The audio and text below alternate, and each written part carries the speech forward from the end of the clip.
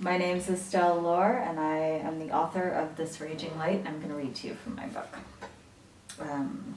This is from the first chapter. How does a person go from being like a decorative component in the house that is your life, a nice table perhaps, to being the pipes, the foundation, the center beam without which the entire structure falls apart? How does a barely noticeable star become your very own sun? How is it that one day Digby was Eden's admittedly extra cute brother, and then the next he stole air, gave jitters, twisted my insides all up? Is this hormones? A glitch in the matrix? A product of internal desperation and my lack of developed self? I have tried 1,000,000 times to puzzle out the moment he turned so vital, and I can't do it. I only know that my stupid, annoying feelings have completely compromised my ability to function around him, and that I want to close the space between us and wrap myself around him. My whole being would exhale, I think. It's ridiculous. Which is why I stare at my plate. So hard I stare at my plate. I eat my meatball, I can only seem to stomach one, while Eden and Digby throw one-liners at each other. Nobody notices much, and I'm afraid to look up because Digby is exactly across the table from me. Wren stuffs meatballs all in her face. Sauce drips down the front of her shirt. "Oh my gosh," she says to Janie, "you're like a culinary genius." Janie beams in my peripheral vision. "You come here anytime you want," she says. "You are officially my favorite guest." She spears some asparagus, smiles, and says, "Culinary," shakes her head. "So, Lucille, how long is your mother out of town for?" "Forever." She should be back in the next couple of days." "Is she doing okay?" "Since," she wants to say. "After." Janie looks so intense all the time. Wren tilts her head toward me and I unfreeze. "So, you're doing all right by yourselves down there?" Janie presses. "Oh, totally," I say, going in for some asparagus myself. "Mom will be back." It all stops, the movement at the table. "Of course," Janie says. Her fork ticks against the plate. Obviously, she's coming back. She takes a bite and chews. "I've left a couple of messages for her, you know. Just checking in to see if she needs some help. She hasn't returned any of my calls." Straight to voicemail. Yeah, I know all about it. She must really be enjoying her time away. She must need it. There's something in her tone that doesn't register on her face. I make myself meet her eyes, nod, present a meek smile.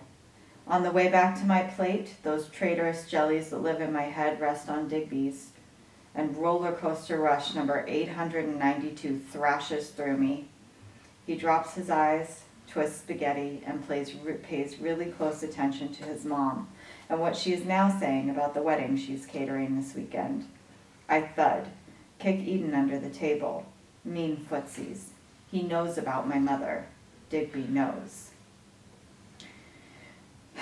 All things truly wicked begin from an innocence, Eden says. Janie has Wren making some kind of cookie thing, so we're in Eden's room after dinner and she is stretching and bending in a way that makes me uncomfortable because those are things the human body shouldn't do. Also, her feet are disgusting and I have to look away when she pokes one of them in my face, not on purpose, but because she's in the midst of some bananas contortionist move. Sick, I say to a bunion, to a ripped purple nail, to a bloody flap of skin. Hemingway, she says, and flutter, flutter, flutter goes the foot. Seriously, you need to do something about that. It looks infected. Baloney, she says. Are you listening to me? Hemingway, I say, wondering how this will ever help me in my life. Nobody means to be a douchebag, much less wicked. Serial killers? Even them, I bet. Personality disorders complicate my theory, but you have to figure even they were little cute babies once upon a time. They can't help it they got the raw end of the human gene stick. Compassion, she says. You called her a bitch. That's what I'm saying. That my mother is wicked? Sometimes I wish she would just spit it out instead of making me work so hard. No, that she's not. That her behavior is. That it stems from innocence. But she's still a douchebag. And a bitch. Nice, I say, like it's not nice, which it's not. But I still have compassion for her. It can't be easy. But now for you, she says. For me. Numbers start dancing in my head. I stare at the ceiling, the spot over where Eden sleeps. Beware, gentle night, reads the piece of paper taped across the ceiling. There is no greater monster than reason. Believe it, she says, pointing up with a particularly nasty toe. I have to pee, I say. McCarthy, she says as I make my escape. Into Digby, who's going down the hall in the opposite direction, wet, with a clean t-shirt and shorts on, which feels weirdly intimate. He was recently in the nude. He reaches for me. His hand moves from his side, where it was just dangling, not doing much of anything. Now it is awake and touching. It traces my shoulder, skips down my arm, slides across my hand, and then he's gone. He keeps walking.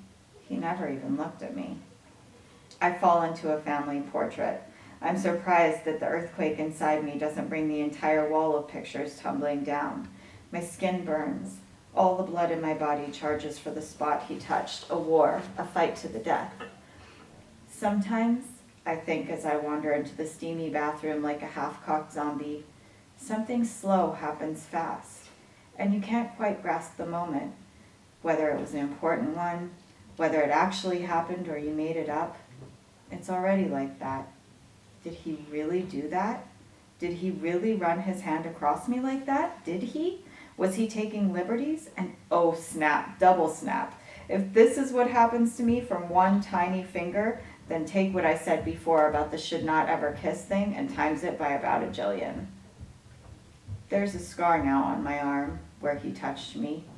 It forms on my skin, watery blue, shimmery sort of, like how burns get shiny sometimes after, how the burnt skin is new at the same time as it's forever damaged.